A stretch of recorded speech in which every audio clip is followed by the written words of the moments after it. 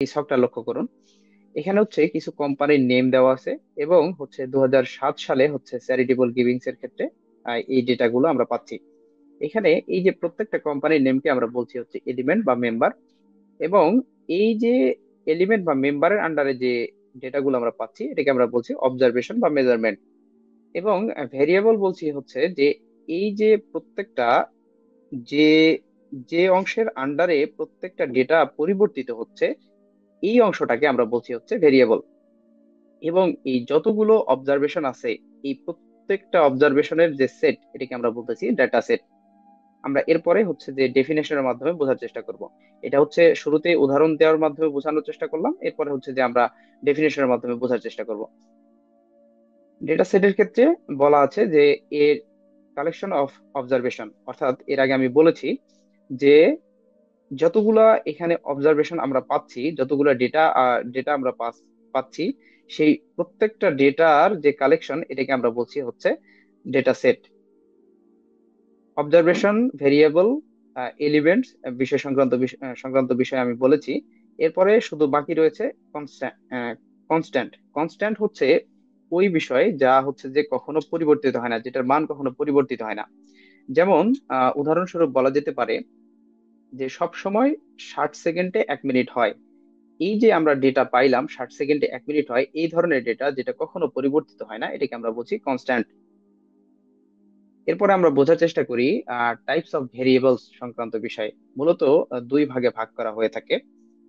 একটা হচ্ছে কোয়ান্টিটেটিভ, দ্বিতীয়টা হচ্ছে কোয়ালিটেটিভ। কোয়ান্টিটেটিভ কে আবার দুই ভাগে ভাগ করা সম্ভব, একটা হচ্ছে ডিসক্রিট ভেরিয়েবল, দ্বিতীয়টা হচ্ছে কন্টিনিউয়াস ভেরিয়েবল।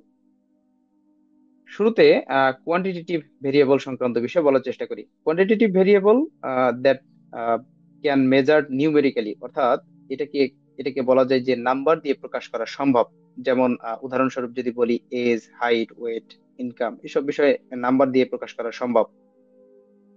আর কোয়ালিটেটিভ ডেটার ক্ষেত্রে, কোয়ালিটেটিভ ডেটা যেটাকে কখনো নিউমেরিক্যালি মেজার করা সম্ভব না, কিন্তু একটা ক্লাসিফাইড ক্যাটাগরিজ এর আন্ডারে ফেলা সম্ভব, বা বলা যায় যে একে হচ্ছে ক্যাটাগরির আন্ডারে নিয়ে আসা সম্ভব। যেমন আমি যদি চিন্তা করি যে gender, male or female, blood group A B, O A B, এরকম হচ্ছে ক্যাটাগরিজ বা ক্যাটাগরির আন্ডারে হচ্ছে যে নিয়ে আসা সম্ভব। এখন কোয়ান্টিটেটিভ ডেটাকে আমরা দুই ভাগে ভাগ করেছি বা দুই ভাগে ভাগ করা যায়, সেটা হচ্ছে ডিসক্রিট ভেরিয়েবল এবং হচ্ছে কন্টিনিউয়াস ভেরিয়েবল। ডিসক্রিট ভেরিয়েবল ক্ষেত্রে বলতে হয় যে discrete variables can only take specific values or countable values.